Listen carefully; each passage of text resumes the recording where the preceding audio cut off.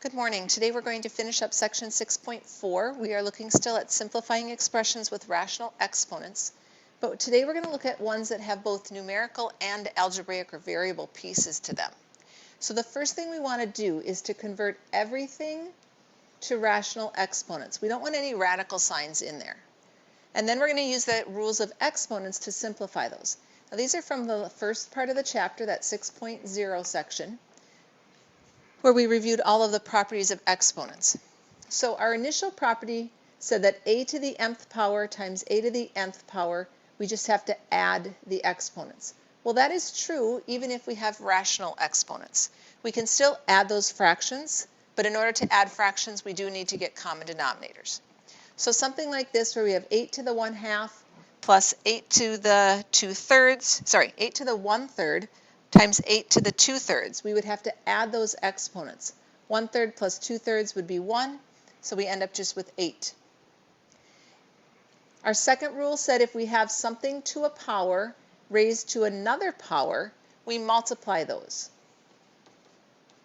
Okay, so if we have 5 to the 1/2 and we're then raising it to a 4th power, we can multiply that 1/2 times 4. Half of 4 is 2, so this becomes 5 squared, which would be 25. If we have a product to a power, we distribute that power. So 4 times 5 to the 1/2 power is just like saying 4 to the 1/2 times 5 to the 1/2. And we can simplify 4 to the 1/2. The square root of 4 is just a 2. We can't take the square root of 5 and get something other than a decimal, so we'll leave it as 5 to the 1/2. If we have negative exponents, our rule said we had to flip that over. So if we have the expression 9 to the negative 1/2, we can write that as 1 over 9 to the 1/2. And 9 to the 1/2 means the square root of 9, which is a 3, so we're going to get 1 over 3. The next rule said if we are dividing a common base raised to powers, we subtract the powers. So 7 to the 3/2 divided by 7 to the 1/2, we would take 3/2 minus 1/2, which gets us 2/2 or 1. So we just get 7 to the 1st power, which would be 7. And our last rule said if we have a quotient to a power, we distribute that power to both the numerator and denominator. So 5 divided by 27, all raised to a 1/3 power. That means we're raising the 5 to a 1/3 and the 27 to a 1/3. We can simplify this. 27 to the 1/3 means the cube root of 27, which would be 3. All right, so let's look at using those rules. Each type has its own slight nuances, so we're going to look at them kind of in groups where we see common steps. So if we are multiplying, remember that means we add our exponents. But notice that we have fractions here with different denominators. So our first task is going to be to get common denominators. So a to the 1/2 times a to the 3/4. We can use a common denominator of 4, which means the 3/4 doesn't have to change. But this 1/2, we are going to have to convert into 2/4. So if you're trying to convert a 1/2 to have a 4 in the denominator, whatever we multiply the denominator by, we have to multiply the numerator as well. So we get 2/4. Now we can actually add those exponents, and so we get a to the 5/4. And kind of a general rule, if we have the initial question given with rational exponents, we would leave our answer like that. All right, so leave it like that. If we have our initial question with radical symbols, like our next example, then we'll convert our final answer into radical symbols. Okay? In the first half of this chapter, we said we can't multiply when we have two different types of roots. We have a square root here and we have a 4th root in the next piece. But if we think of them as rational exponents instead, we are saying we have 3 to the square root, which would be a 1/2 power, and the 4th root of 3 would be 3 to the 1/4 power. And so now we can, because we have common bases, we can put these together. We have to be able to add the exponents. So again, we're going to have to be able to add those two fractions, meaning we need a common denominator. So let's think of this as 3 to the, instead of 1/2, we'll think of it as 2/4 times 3 to the 1/4. Because our bases match, they're both 3's, we can put this together as 3 to the 3/4 power. And again, because the original question was given with radical symbols, we're going to convert this back. 3 to the 3rd power is getting 4th rooted, which we actually could simplify even a little further into the 4th root of 27. All right, the next group of them, if we are dividing, we're taking two expressions that we're dividing them, they have rational exponents, we have to be able to subtract those exponents. And again, to subtract fractions, we have to have common denominators. So looking at our denominators, we have one denominator that is a 5, we have one that's a 3. So my common denominator would be a 15.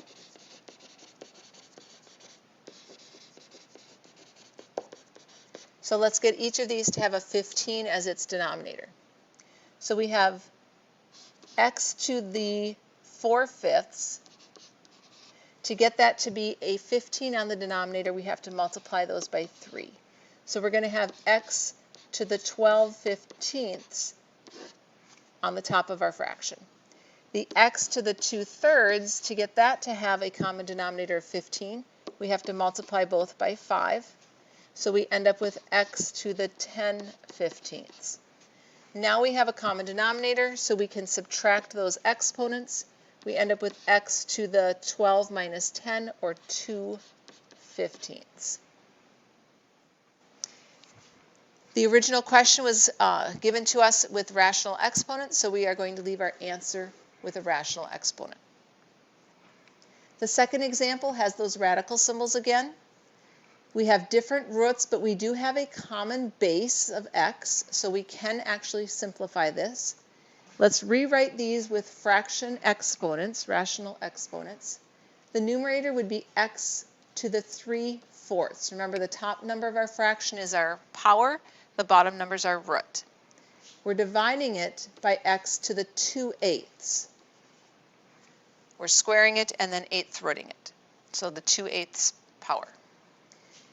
We need to subtract our exponents. We have a common base of x. We want to be able to subtract those exponents. We can simplify 2/8 to just be a 1/4. And now we actually have common denominators. So we didn't have to multiply anything, we just had to reduce a fraction. So 3/4 minus 1/4 would be x to the 2/4. 2/4 is the same as x to the 1/2. And again, we're going to put it back in that radical notation. This would mean the square root of x.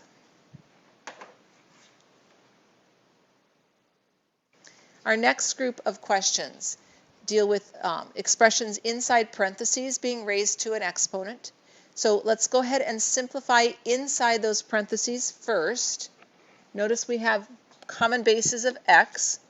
This x to the -7 we can think of bumping up as x to the +7, and now it's up in the numerator section. We can then combine that to be x to the 9th.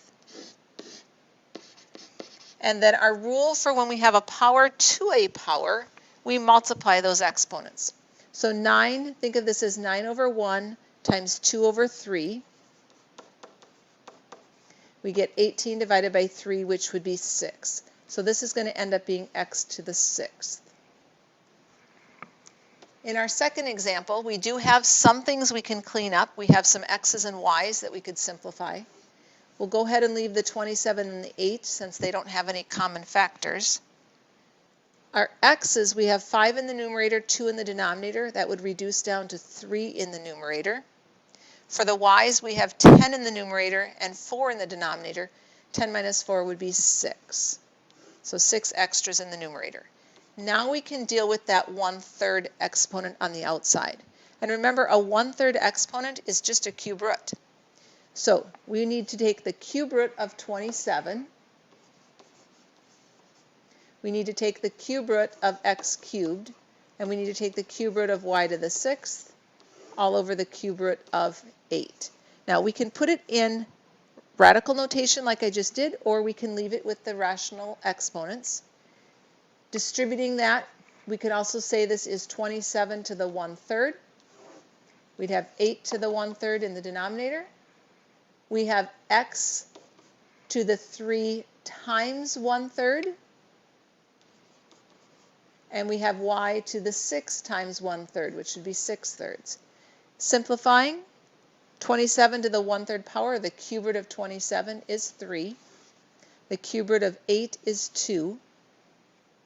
X to the 3 divided by 3 power would be just x to the first, and 6 divided by 3 would be 2, so we get y squared. Okay, so it doesn't matter to me if you put it in radical notation like this or leave it with the rational exponents. Either of those statements would be a perfect middle statement there, and then simplify it down to what we had at the end. All right, if we have negative exponents, we have several ways we could attack these. Some people want to clean up things that are inside the parentheses first, and then deal with the expression, the exponent on the outside. In general, remember that a negative exponent means we're going to have to flip it. So we can do a couple things. We could say because we have this negative exponent here, we're going to flip the whole thing. Well, right now it has a 1 underneath, so when we flip it, it becomes 1 over 9x to the negative 4th y to the 6th. And now that is just to a 1/2, a positive 1/2 power. So that's one way you can go about it. Some people would look at it and say they're going to move that x to the negative 4 down to the denominator first. It's all going to end up being the same answer regardless of the route you take. All right, let's keep going with what we have here. We've got 1 over. We're taking 9 to the 1/2 power. We're taking x, a power to a power means we multiply, so negative 4 times 1/2 would be negative 2. And then for the y's, we have 6 times 1/2, which would be 3. And then simplifying that, 9 to the 1/2 power gets us a 3. X to a negative 2, we're going to actually bump up to the top to get rid of that negative exponent. And then the y to the 3rd would stay in the denominator. All right, looking at this next one. Inside parentheses, there's really nothing that we can reduce out, but we could move that y up to the top. So let's think of this as x to the 6th over an 8, and we're going to move that y to the negative 3 up to the numerator. Now we can deal with that negative 1/3 power, which would cause us to flip the whole fraction. So we're going to get 8 divided by x to the 6th, y to the 3rd, and now it's to a positive 1/3 power. Remember, a 1/3 power just means we are cube rooting, so if we cube root that 8, we get a 2. When we have a power to a power, we have to multiply them. 6 times 1/3 would be 6/3, or 2. And 3 times 1/3 would be 1. Again, you don't have to put the little 1 in there. You can if you want.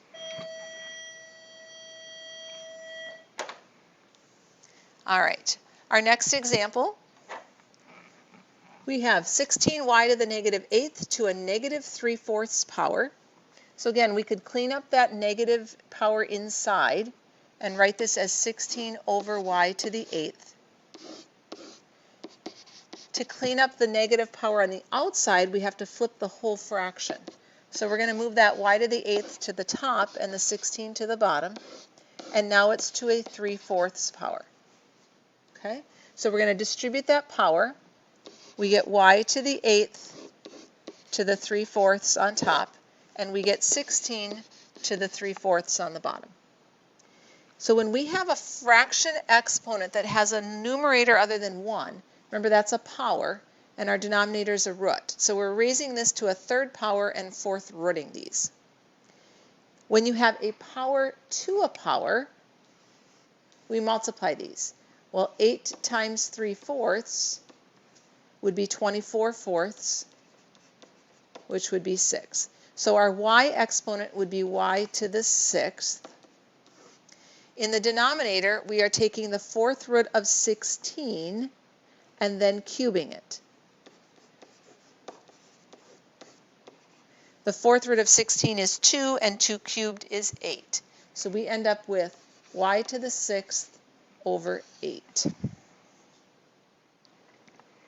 Our last example. Notice that we have a mixture. We have a radical symbol, that fourth root symbol, and we also have a fraction exponent. We want to get rid of the radical symbols. So let's rewrite this as 9x y to the 1/4 instead of that fourth root, and then take it to the 3/2 power. Okay, distributing that 3/2 power to everything. The 9 gets raised to the 3/2, the x gets raised to the 3/2, and the y to the 1/4 gets raised to the 3/2. Okay, cleaning this up. Remember, our bottom is our root, so we're taking the square root of 9 and then cubing it.